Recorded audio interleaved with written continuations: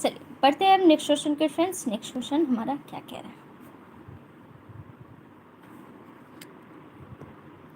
So next question है हमारा क्या, disinfection of patients unit after discharge और death of the patient is called. जब पेशेंट्स की क्या हो गया है, या तो डिस्चार्ज हो चुके हैं या पेशेंट्स का डेथ हो चुका है, उसके बाद हम क्या करेंगे, डिसइंफेक्शंस करना है। तो डिसइंफेक्शन का कौन सा मेथड हम क्या करेंगे, यूज़ करेंगे।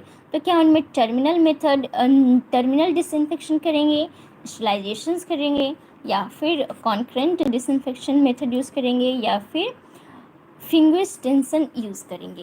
तो इनमें से कौन सा ऑप्शन करेक्ट हो जाएगा, तो हमारा ऑप्शन नंबर क्या हो जाएंगे, ए करेक्ट हो जाएंगे। यानी पेशेंट्स का या तो डिस्चार्ज हो चुका है या फिर पेशेंट का डेथ हो चुका है, तो उसके बाद जब पेशेंट्स जो हमारे क्या है, उसके बाद जो हम क्या कर रहे हैं, डिसइंफेक्शन मेथड यूज़ कर रहे हैं, तो वो टर्मिनल डिसइंफेक्शन मेथड क्या करेंगे, हम यूज़ करेंगे। चलिए बढ़ते हैं नेक्स्ट क्वेश्चन के फ्रेंड्स। नेक्स्ट क्वेश्चन हमारा क्या कह रहा है, A new illness or condition that arise during a infection is known as। जो हमारी न्यू इलनेस है या फिर जैसे पेशेंट्स का क्या हो रहा है, इन्फेक्शंस एराइज ही हो रहा है, तो उस कंडीशंस को हम लोग क्या कहते हैं। यानी सिंपल सी बात है, जो एक पेशेंट्स है वो जनरली अभी क्या है, थोड़े दिन पहले ही बीमार हुए हैं और कंडीशन जैसे अभी एराइज ही हो रहा है इन्फेक्शन के दौरान, तो उसको हम लोग क्या कहते हैं, उस टर्म को हम लोग क्या कहेंगे। तो फर्स्ट हमारा क्या है, कंटामिनेशंस, कॉम्प्लिकेशंस, ट्रांसमिशन, या फिर फिमिगेशंस। सो इस टर्म को हम लोग क्या कहते हैं। तो हमारा कौन सा ऑप्शन करेक्ट होगा, तो ऑप्शन नंबर क्या हो जाएंगे हमारे, बी करेक्ट हो जाएंगे। यानी पेशेंट्स के अभी पेशेंट्स बीमार हुए हैं या फिर पेशेंट्स हमारे इन्फेक्शंस के दौरान अभी कंडीशन अकर ही हो रहा है धीरे धीरे, तो उसको हम लोग क्या कहते हैं, कॉम्प्लिकेशंस कहते हैं।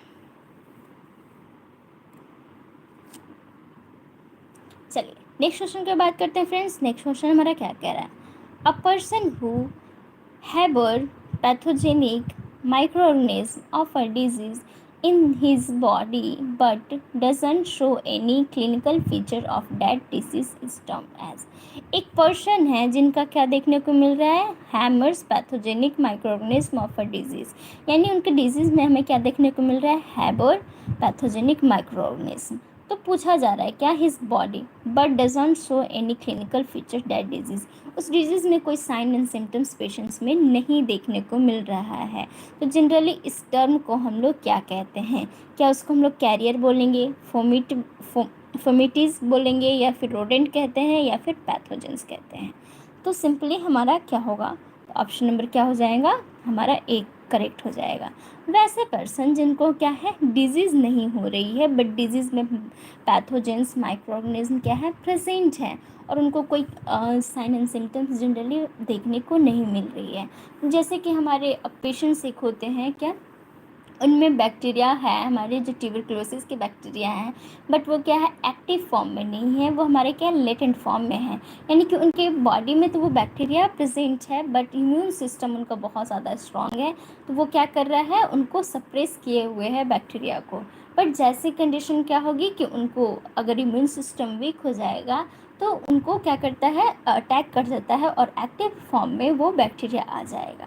लेकिन जब वो हमारे लैटेंट फॉर्म में रहते हैं तो क्या होते हैं कि वो जो इम्यून सिस्टम है उस बैक्टीरिया को सप्रेस किया हुआ है, जिसकी वजह से कोई भी साइन एंड सिम्टम्स नहीं देखने को मिल रहे हैं, तो उसको हम लोग क्या कहते हैं, कैरियर कहते हैं। और जो कैरियर होते हैं, जो कंटामिनेटेड जो हमारे इन्फेक्शंस हैं एक दूसरे से फैल सकते हैं, तो वो क्या होते हैं, कैरियर से किसी और पर्सन में भी क्या हो सकते हैं, स्प्रेड होने के चांसेस रहते हैं।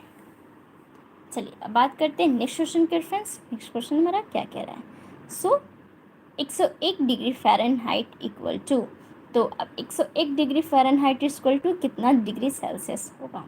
फर्स्ट ऑप्शन क्या है, 38.3 degree Celsius, 37.3 degree Celsius, 38.9 degree Celsius, या फिर 37.7 डिग्री सेल्सियस। तो इनमें से कौन सा ऑप्शन करेक्ट होगा, ऑप्शन नंबर क्या हो जाएंगे हमारे, ए करेक्ट हो जाएंगे। यानी कि 38.3 degree Celsius equal to 101 degree Fahrenheit.